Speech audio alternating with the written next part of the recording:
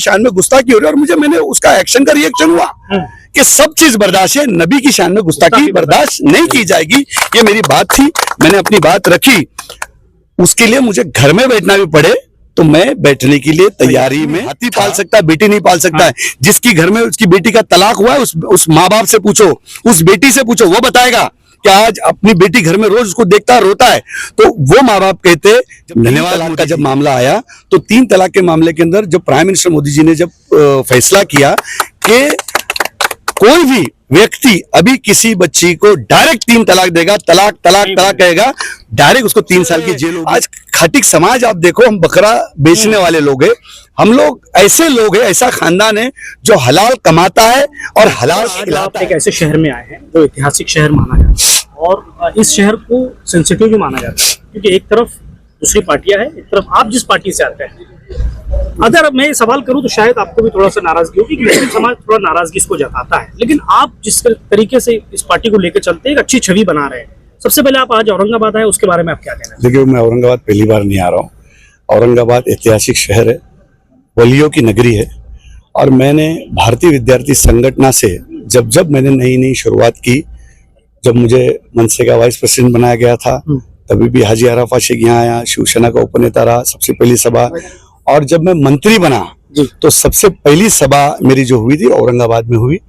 और आज जैसा आज उनको संभाजी नगर कहा जा रहा है, पहले का औरंगाबाद, अभी संभाजी नगर। अब जिसको जो नाम अच्छा लगे, अब किसी की जबान को तो मैं रोक नहीं सकता, हर एक की अपनी अपनी सोच है और सोच के तरीके से करते। अब सरकार ने कहा कि इस नाम से पुकारो तो उस नाम से पुकार रहे, मुसलमान उलमाओं ने कहा इस नाम से पुकारो तो उस नाम से पुकार रहे, लेकिन नाम से बेहतर काम इंपॉर्टेंट है। मैं आपको खास तौर पर बताना चाहूंगा, बहुत सारे लीडरों को आपने देखा होगा इलेक्शन के दौर पे वोट मांगने निकलते हैं, लेकिन हाजी अराफत से काम मांगने निकला है। ये अपने आप में एक बड़ी बात है। आज कोई इलेक्शन नहीं है, कोई कुछ नहीं। और ये दौरा जो मेरा खटिक समाज का यानी कुरैश बिरादरी का, बकरे की कुरैश बिरादरी जो बकर कसाब जमात है, उसका मैं सदर हूँ। मैं ऑल इंडिया सूफी बोर्ड के ऊपर सदर हूँ।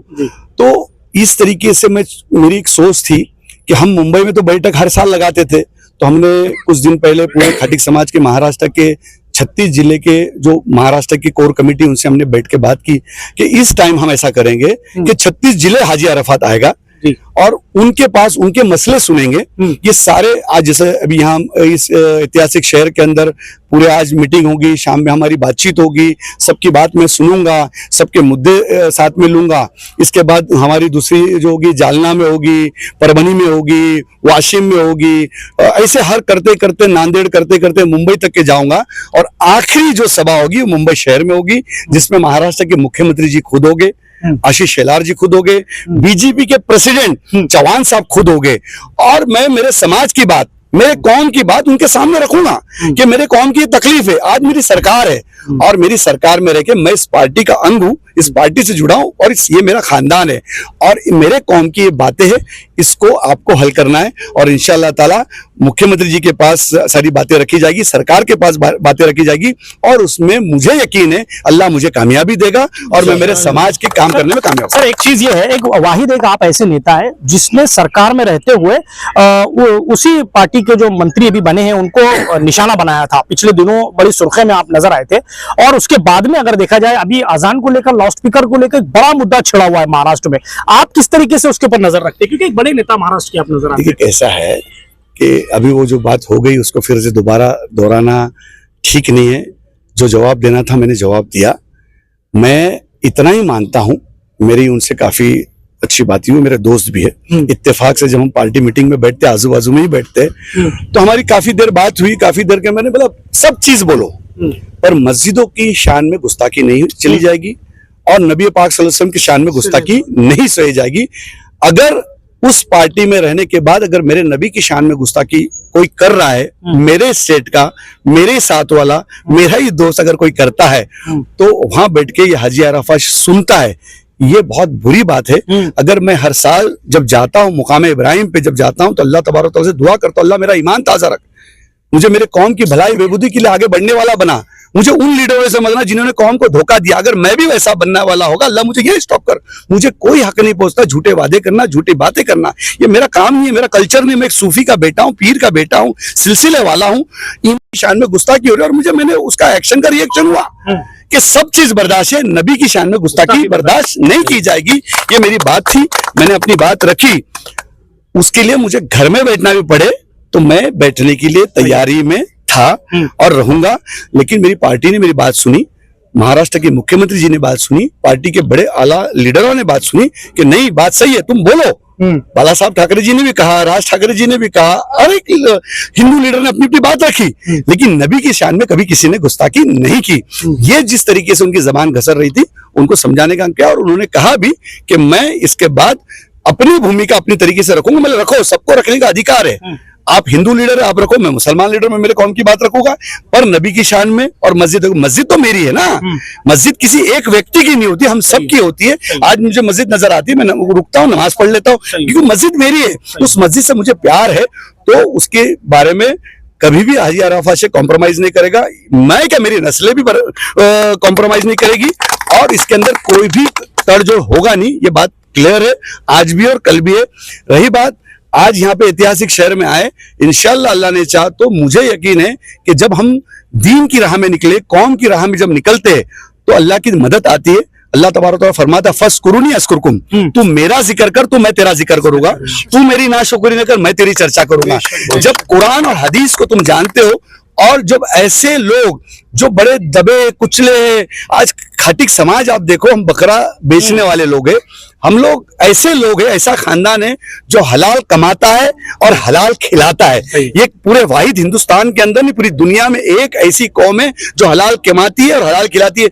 हम जंगलों में बकरा खरीदते, मंडियों में लाके बेचते, हम दुकानों पे लाके बेचते, और रात दिन मेहनत करने के बाद हमको 100 रुपए मिलता है, और उस 100 रुपए से हम हमारे घर के, हमारे बच्चों का घर चलाते हैं। और वो हलाल पैसे से, ये जो बच्चे जो है, ये हलाल पैसे से कमा के आज पाल पोस के बड़े हुए, आज हमारे बच्चे डॉक्टर बन रहे, वकील बन रहे, इंजीनियर बन रहे, एक बोइंग उड़ा रहा है। ये अपने आप में एक बड़ी बात है कि यतीम बच्चा बोइंग उड़ा रहा है, और उसकी मेहनत के अंदर अगर मैं थोड़ा सा साथ दे दूं, माँ बाप का काम है पढ़ाने का, नौकरी दिलाने का काम हाजी अराफात शेख का है, और मैं सरकार का एक नुमाइंदा रहकर इनको, अगर मैं मेरे कौम को आगे बढ़ा लेके जा रहा हूं, और ये सभी जिलों में जाके कह रहा हूं, आपकी समस्या, आपके काम, आपके बच्चों की नौकरी की जिम्मेदारी हाजी अराफात की लाओ।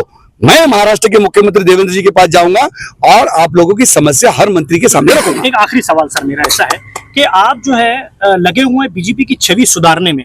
कई नेता जो है मुसलमानों पर टीका करते हैं, तो आपको नहीं लगता कि मतलब आप जिस तरीके की मेहनत कर रहे हैं, सरकार से आप जनता को जुड़ा रहे हैं, बीजेपी से मुस्लिम समाज को जुड़ाने की कोशिश कर रहे हैं, और उल्टा ये हो रहा है कि कहीं पर जो सवालात आते हैं उसको किस तरीके से फेस करते हैं? फिर क्या मुस्लिम समाज से आप बात करेंगे कि नहीं मैं हाजी अराफात आपके साथ जुड़ा हूं, लेकिन जब नेताओं के सवाल आते हैं वहां पर कहीं ना कहीं फिर मामला रुक जाता है, मुस्लिम समाज रुक जाता है कि भाई हमारे खिलाफ इस तरीके की बातें हो रही है? देखिए कैसा है, आपने जो सबसे पहला सवाल किया कि बीजेपी की छवि, बीजेपी कोई खराब पार्टी नहीं है और कोई छवि बिगड़ी भी नहीं है। किसी एक दो व्यक्ति की वजह से तुम किसी पार्टी के ऊपर इल्जाम नहीं लगा सकते। सबसे पहला सवाल ये आप समझ लेना। अल्हम्दुलिल्लाह पार्टी के अंदर बहुत सारे ऐसे काम हैं, इंफ्रास्ट्रक्चर का आप तो देखो, आज अब मैं 3 घंटे के अंदर इधर इस ऐतिहासिक शहर में पहुंच गया, और रास्ते पे मुसलमान भी जा रहा है, हिंदू भी जा रहा है, सिख भी जा रहा है, ईसाई भी जा रहा है, डेवलपमेंट हो रहा है, ब्रिज बन रहे, रास्ते बन रहे, अच्छी स्कूल्स बन रहे, गार्डन बन रहे, सबके लिए बन रहे, किसी एक के लिए नहीं, एक समुदाय के लिए नहीं बन रहा है। तो ये तो आप पहली बात दिमाग में से निकाल दो कि बीजेपी खराब है। एक, जब 3 तलाक का जब मामला आया, तो 3 तलाक के मामले के अंदर जब प्राइम मिनिस्टर मोदी जी ने जब फैसला किया कि कोई भी व्यक्ति अभी किसी बच्ची को डायरेक्ट 3 तलाक देगा, तलाक कहेगा, डायरेक्ट उसको 3 साल की जेल होगी। आप पूरे हिंदुस्तान भर का रेशो देखो, लाखों की संख्या में तलाक हो रहे थे रोज, आज वो तलाक की संख्या कम हो गई। पहले भी वही कानून था, अभी भी वही कानून है शरीयत को लेके कि पहला शरीयत कहता है कि पहला 1 तलाक, फिर नहीं सुलह होता है, फिर दूसरे महीने में दूसरा तलाक, फिर नहीं जमता है तो तीसरा तलाक। यही कानून है, यही कानून आया। लोग तभी भी अल्लाह का डर नहीं हो रहा था, लोग नहीं मान रहे थे और तलाक हो रहे थे। छोटा मियाँ बीबी का झगड़ा, तलाक हो रहा है, सास बहू का झगड़ा हो रहा है, तलाक दे रहा है, बेटा गुस्से में आके मेरी माँ से गलत बात कर दी, तलाक दे रहा है, रोटी बेलने के ऊपर तलाक हो रहा था। लेकिन जब 3 साल की जेल खुटा आ गया तो सारे लोग साइलेंट हो गए। अब लोग तलाक नहीं मांगते, खुला मांगते कि जाते हम तुम्हारी बेटी और हमारी बेटी का नहीं जम रहा, खुला दे दो। वो prime minister Modi ji, Bharatiya Janata party BJP की वजह से हुआ।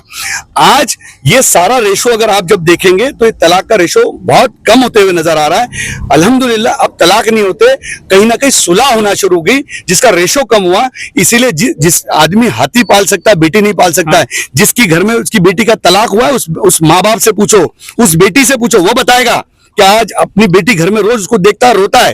तो वो माँ बाप कहते धन्यवाद मोदी जी, वो बेटी कहती है धन्यवाद मोदी जी, वो बाप कहता है धन्यवाद मोदी जी, वो माँ कहती है धन्यवाद मोदी जी, क्योंकि आज उस बच्चों के तलाक होने से बच गए। क्योंकि उनको पता है अगर मैंने डायरेक्ट तलाक दे दिया, 3 तलाक अगर दे दिया तो सीधा 3 साल की जेल होगी। अब 3 तलाक की वजह से वो कहीं ना कहीं आलिम दीन के पास जा रहे हैं, कहीं ना कहीं वकील के पास जा रहे हैं, कहीं ना कहीं अपने मोहल्ले के पुडारी के पास जा रहे हैं, और वो पुडारी सुलह करने के और हजारों घर बस रहे, क्योंकि मौका मिल गया लोगों तक जाने का। ये अपने आप में खास बड़ी बात है।